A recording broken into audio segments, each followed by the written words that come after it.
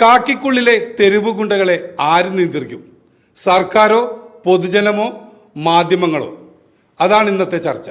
ഗർഭിണിയായ സ്ത്രീയെ ഒരു പോലീസ് ഉദ്യോഗസ്ഥൻ മുഖത്തടിക്കുന്നതും അതുമായി ബന്ധപ്പെട്ട് അവർ കോടതിയിൽ നിന്നും പരാതി നൽകി അവർ വിഷ്വൽ വന്നപ്പോഴാണ്, ഈ വാർത്ത വന്നപ്പോഴാണ് ഉദ്യോഗസ്ഥനെതിരെ നടപടിയെടുത്തിരുന്നത്. അത് ശരിയാണോ എന്നുള്ളതാണ് എൻ്റെ ചർച്ച. ഇന്ന് എന്നോടൊപ്പം ഉള്ളത് ഹ്യൂമൻ റൈറ്റ്സ് ഫോറം സംസ്ഥാന പ്രസിഡന്റ് TK അബ്ദുൽ അസീസാണ്. അദ്ദേഹം മനുഷ്യാവകാശ പ്രവർത്തനം തുടങ്ങിയിട്ട് വർഷങ്ങളായി. ഒരുപാട് അനുഭവങ്ങൾ അദ്ദേഹത്തിനുണ്ട്. എന്തായാലും ഈ പോലീസിൻ്റെ ഈ തെരുവ് ഗുണ്ടായിസം എവിടെ ചെന്ന് അവസാനിപ്പിക്കണം എന്നുള്ള ഒരു കാര്യമാണ് TK അബ്ദുൽ അസീസുമായി ഞാൻ പങ്കുവെക്കുന്നത്.